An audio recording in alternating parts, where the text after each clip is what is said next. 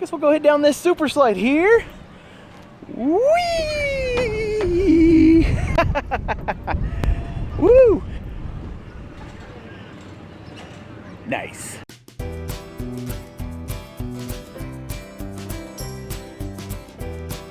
I'm Gary, and this is Coasting with Culture.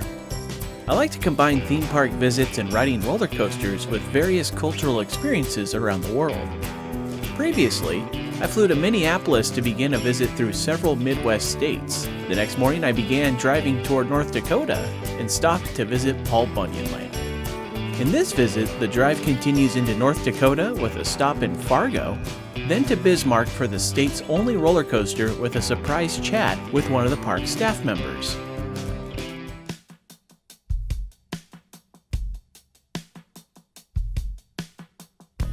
While on the road toward the North Dakota border, I made a detour as something had caught my eye.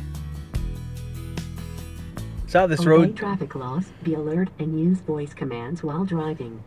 Saw this road sign for this town, Frazee, and on this road sign it said that they have the world's largest turkey. So we're gonna go track it down because why not? This is the heart of Roadside America here in the Midwest. While this trip did have some time constraints because of the distance between stops, sometimes it's nice to take a break for some off-the-beaten-path attractions, like a massive turkey. Yay, Roadside America! Probably won't be the last one on this trip, though. While I had not yet been to North Dakota, there was a familiar feeling driving through western Minnesota, as it reminded me of the 2 times I had been across the country further south toward the other Dakota. Before long, I was ready to visit state number 44, but I decided to enter this state in a way I had never done before. So I'm on the east side of the Red River in the town of Moorhead, Minnesota. Made it to the border with North Dakota. Now, since there's a way to walk across this bridge, I've decided that since this is going to be my first time in the state of North Dakota, do a little bit of a different crossing for this visit to the state.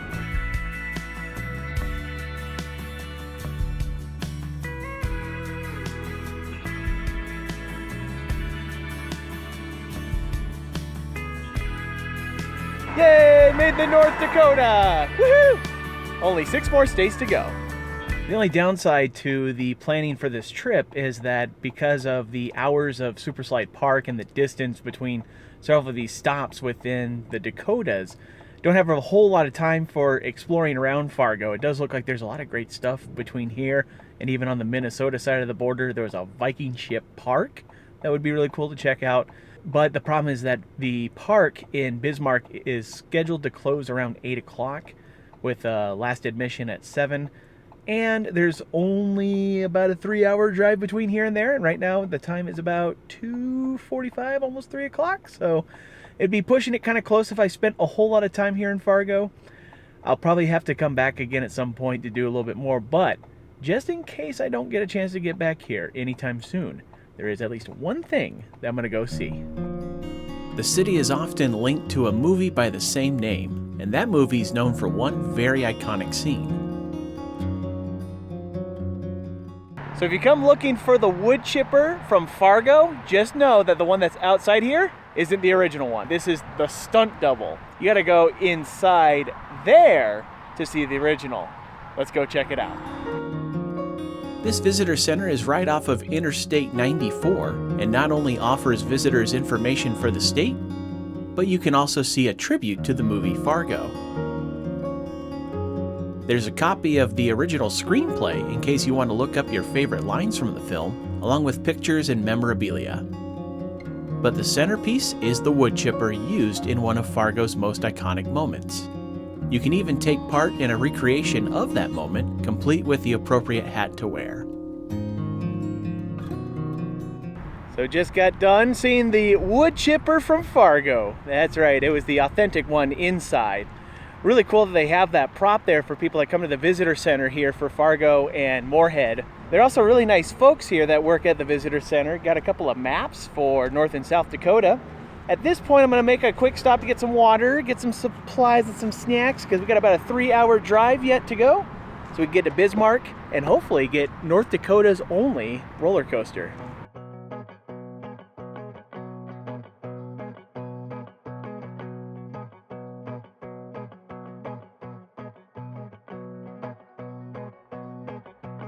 A few more hours on the road, and I arrived to Bismarck for my next stop, Super Slide Amusement Park. Located near Sertoma Park and the Dakota Zoo, this small family-owned park offers a selection of rides including staples like the Ferris wheel and the merry-go-round. You can swing for the fences in the batting cage, or take a shot in a unique variation of basketball. As the name of the park suggests, the marquee attraction here is their Super Slide. While it's not the first Super Slide ever created, it was the ride that started it all for the park. What's even better is that one ticket will get you 2 rides on it, making for a better value.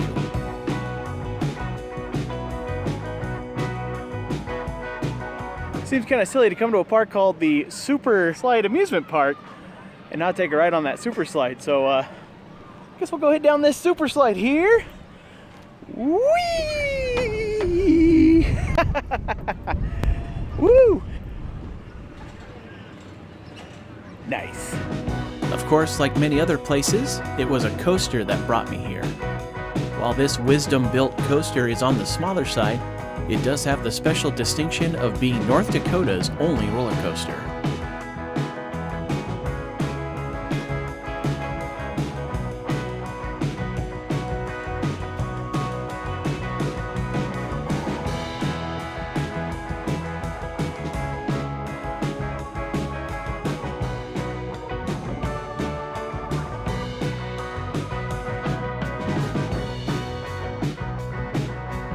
So in one attempt, I've been able to accomplish riding every single coaster in the state of North Dakota.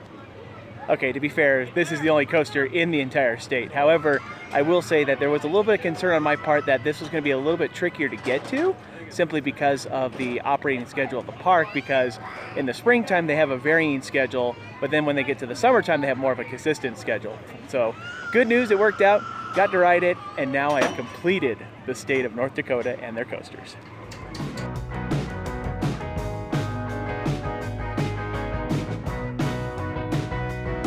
While I was filming the ride, the operator noticed and asked if it was for a vlog. This then led to a conversation about the coaster and the park. This is actually the last thing that we've put in. I know it cost about $250,000, and it was a really big project. This actually used to be where our old go-kart track was before we moved it over there, and a little bit of dead space. We had to petition the city and move our fence line out a little bit to be able to install this. How does it feel to be able to claim that you have the only roller coaster in the state of North Dakota? It is pretty fabulous. Actually, my dad is one of the 3 owners. The other 2 are my aunt and uncle. So this place has been the vast majority of my childhood. I was gone for a few years and moved back.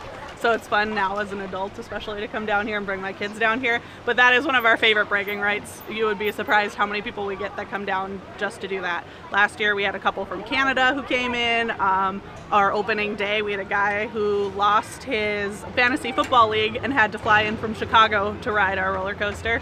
So yeah, it's hilarious. It brings lots of really crazy people in, and we love it. Well, Nicole, thank you for letting me come Absolutely. and ride the roller coaster. I'll definitely have to let people know to make a stop here when they come visit North Dakota. Thank you. I can't say I've had this happen at many parks I've been to, but it's fun moments like this that make trekking out to smaller parks off the beaten path for a coaster credit worthwhile.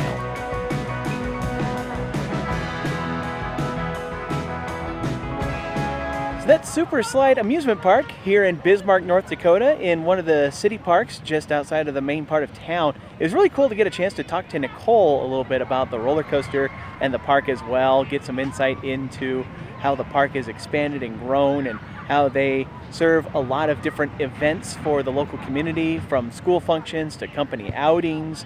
And you know, I look at small parks like this and see that they really do add a value to their local communities. You know, a city like Bismarck, North Dakota may not support a Disney World or a Cedar Point or things like that, but small amusement parks like this give a great option for families. The prices are affordable, and you know, for enthusiasts such as myself, it gives us the ability to go and do something fun and unique, like saying that we rode on North Dakota's only roller coaster. So thank you to Nicole for taking time to talk to me about this park. It's about time to go ahead and check out a restaurant that she recommended called the Blarney Stone, an Irish pub that's inside of downtown. And then after that, it might be time to head to the hotel to get ready to go to bed for the next day's adventure. So let's go check out the Blarney Stone. It was a short ride from the park into the heart of Bismarck to take Nicole's advice and try out the Blarney Stone Pub. Whether you take a seat at the bar or at a table near the fire, this seemed like it would be a great place to see friends while enjoying a pint or two, just as I did with a harp lager. It seemed fitting to have an Irish beer at an Irish pub. Their food offerings also included a different take on a personal favorite of mine. So as part of Nicole's recommendation, she suggested that I try the Irish nachos. Waffle fries covered with cheese, meat, and a variety of other toppings, with salsa on the side. Bon appetit.